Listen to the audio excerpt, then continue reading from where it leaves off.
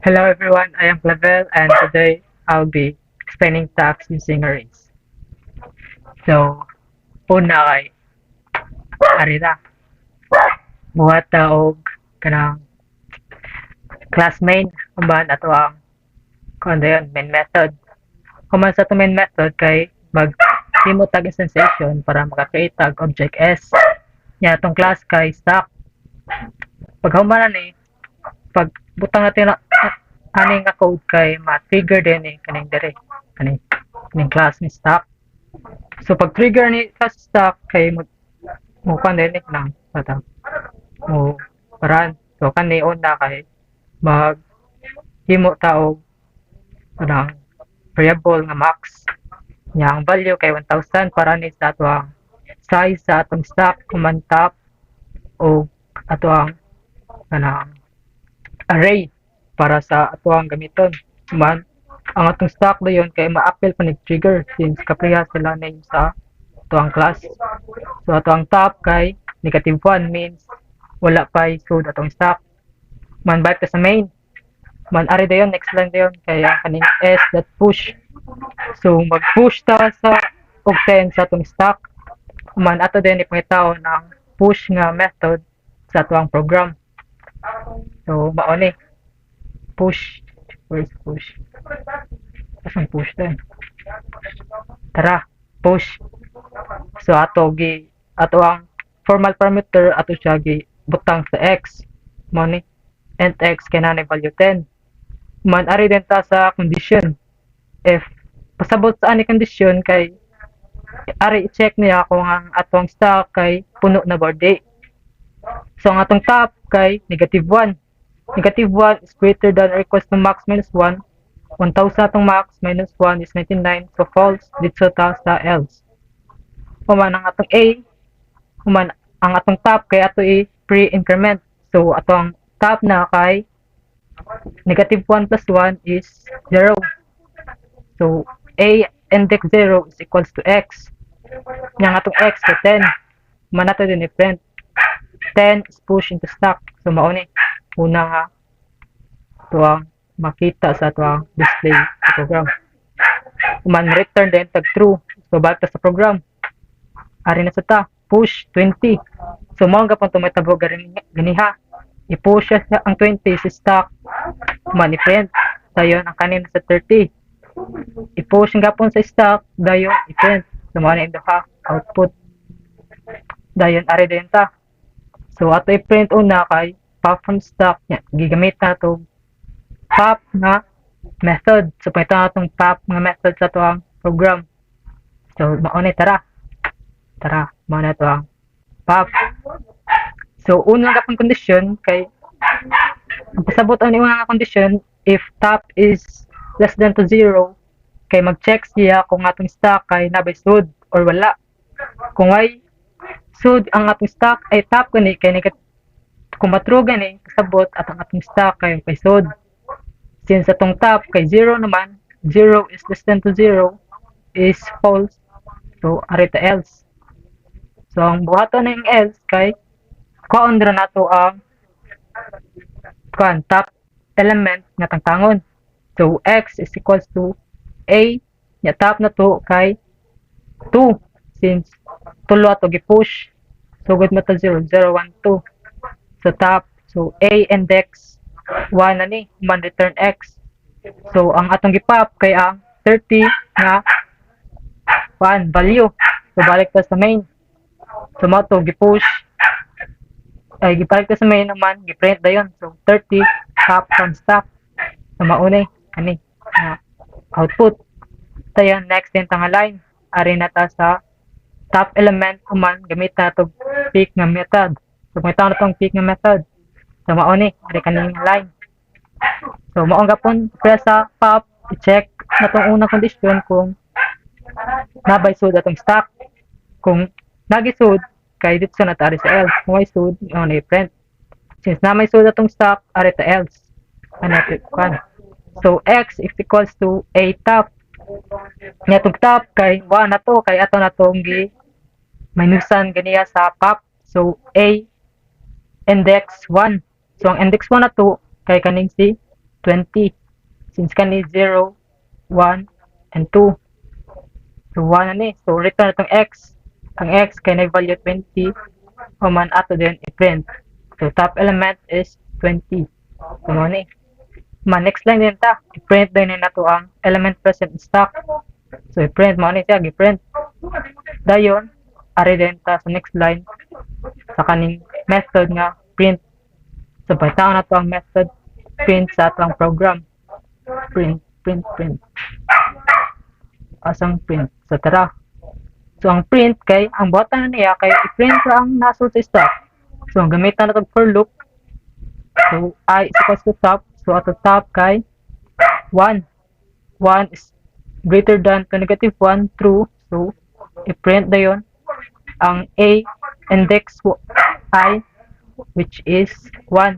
So ang una ma-print kay 20. Mao ni. Dayon ari din ta decrement din ta sa I. So ang I mahimo na 0. So true ang condition, man i-print dayon 10. I-print ta 10 man decrement na sa tabalik. So I 0 minus 1 negative 1 man check condition false. So balik ta sa main at atong main program man na end na. So maora to sa stock using arrays. Thank you. So karon tudloan ta mo sa pag-convert ang infix to prefix. So for example na to kay kani ato ni convert to prefix. So ang prefix kay OLR. So operator left operand and right operand. So ano na to i-convert kay kaning first nga parenthesis. So a plus b mahimo ni siya plus ab. Then copy dayon copy dayon humanatag solve man ani so ato ring gapong kapihon. So copy sa man second parenthesis sa tato solve. So c minus d mon prefix kay mahimog minus cd. Then copy na sad copy dayon kanina sad ang third parenthesis ang atong cellphone. So e times f mahimong siya times e f. So na-solve na to. So ang sunod na to next step kay kanina ato ang i-convert. So ang atong operator kay times. So times then ang left operand na to kay plus ab then right operand kay minus cd. Dayon copy ra sa times ef. So kanina sa dato kanang convert. So operator to plus then copy the left operand. So times plus ab minus cd dayon ang left operand to nga times ef. So mani ang prefix form sa kani. Okay, next example na ta. Ang next example kay a divide b minus c times d divide e. So una tong solve kay kanil gapon. So mahimo na siya divide ab minus man copy dayon c times d divide e. And then copy na second parenthesis sa to solbon. So una to solbon kay kanil diri sa right. So I know ari day sa left mean. So c times d i-convert to prefix kay mahimo siya times cd then copy le then copy c then ang kani then siyang d divide e ang ato i-convert to prefix. So mahimo na siya divide d and a na then kani then ato i-convert to prefix. So ang atong operator maguna then left operand nga divide ab then atong right nga times c divide d and e. So mao ni ang prefix form sa kani. Then next example kay a times b divide e plus c minus d. Convert na to. So una na to convert kay kani. So a times b i-convert to prefix kay times ab copy divide E, then copy ang sunod. Divide ay no, minus D. Sunod, copy na sad A, then kanina sa ito i-convert to prefix. So, B divide E, mahimo na siya divide B, E. Then copy C minus D. Then copy na sad ni, since man naman taan ni, next na sad nga, parenthesis ito is solve, ito i-convert. So, C minus D, i-convert to prefix kay C and ay minus C and D. So, na-convert na to ang sod sa parenthesis. So, kanina sila na to ay convert. So, operator plus, then ang left operand nga times A divide B, E, then atong right operand nga minus C, D. So, mao ni ang prefix form. Then, next example. Kay F plus B minus C times E minus A. So, kanya to na isolve. So, F plus B to prefix kay plus F, B, then copy minus C.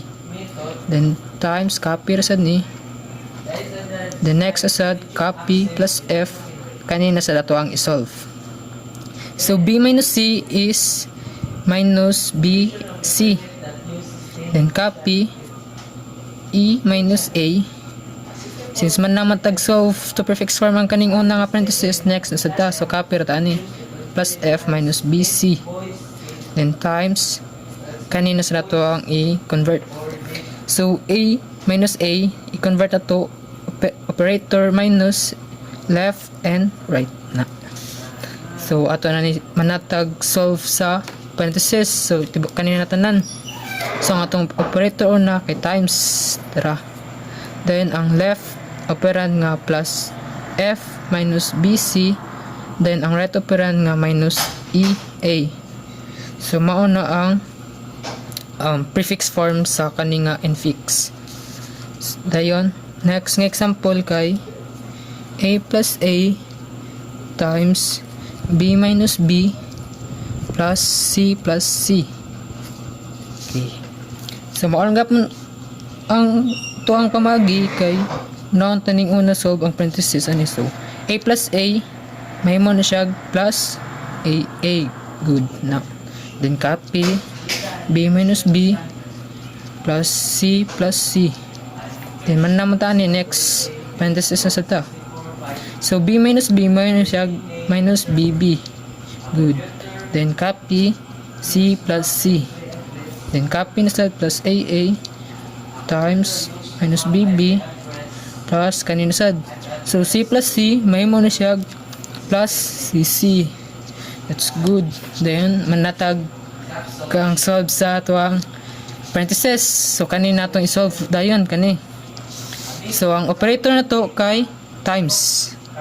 Dayon ang ato ang left kay plus AA. Ato ang left kay is BB.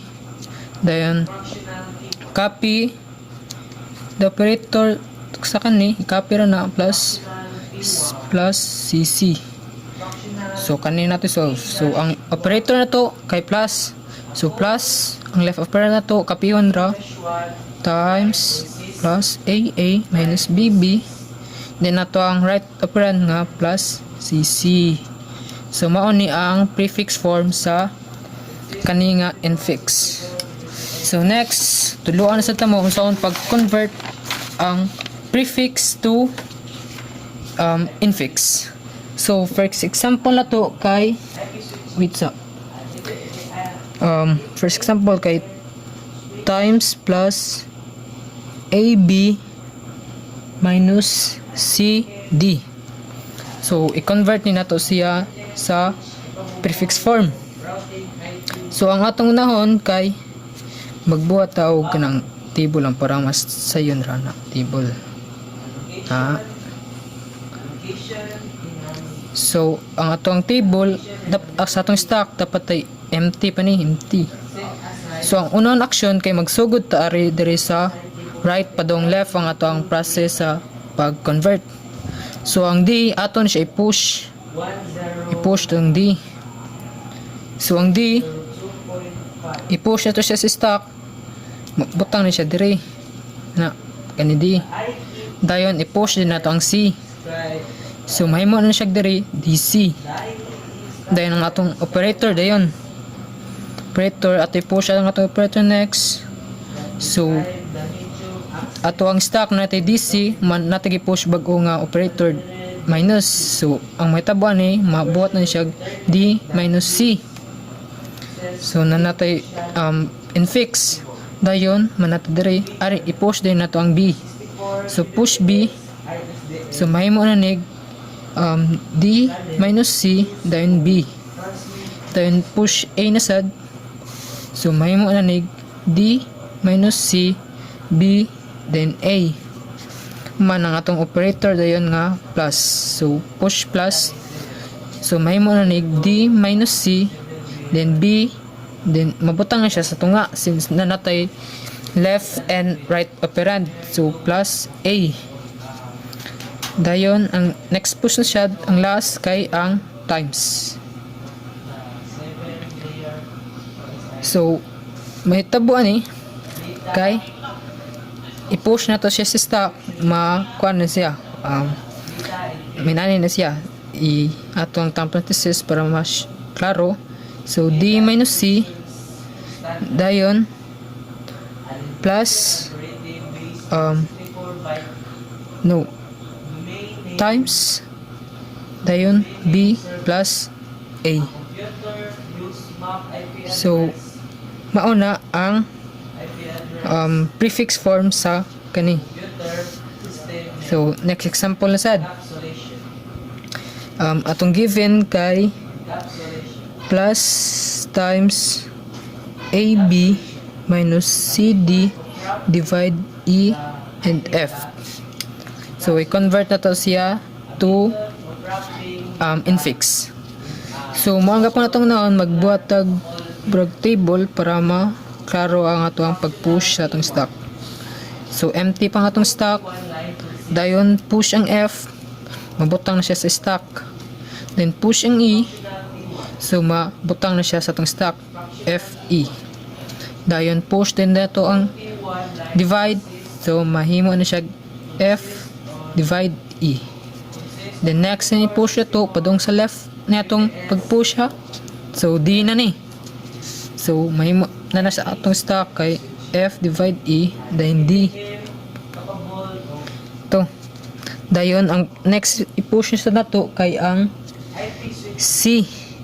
So mahimo na nag F divide E D dayon C. To dayon ang push nato kay minus. Yes, minus. So mahimo na nig F divide E dayon D minus C. Then next push na to kay ang B. So B. So natay push F divide E then D minus C dayon B. Man next push na to kay ang A. So F A D C dayon B A. Nga next push kay times. So times na ni. So aray ni siya na F divide E copy ra D minus C then B B times A. Then next push ito ang last kay plus. So mahimo na siya F E then plus D minus C plus B times A. So mao ni ang infix form sa kaning prefix. So next example sa ta. Ang example kay plus times minus A, B, C divide D, E, and F. Table na sa ta. ang stack and push. So ang una kay empty pa. So una na to i-push kay F. So mabutang siya sa stack. Dayon ang E. Mabutang siya sa stack. So FE na ni. Dayon i-push na to stack ang D. Push D. Mabutang siya sa stack. So FED. Dayon ang divide dayon. Divide. I-push dayon. Mabutang ni siya sa F.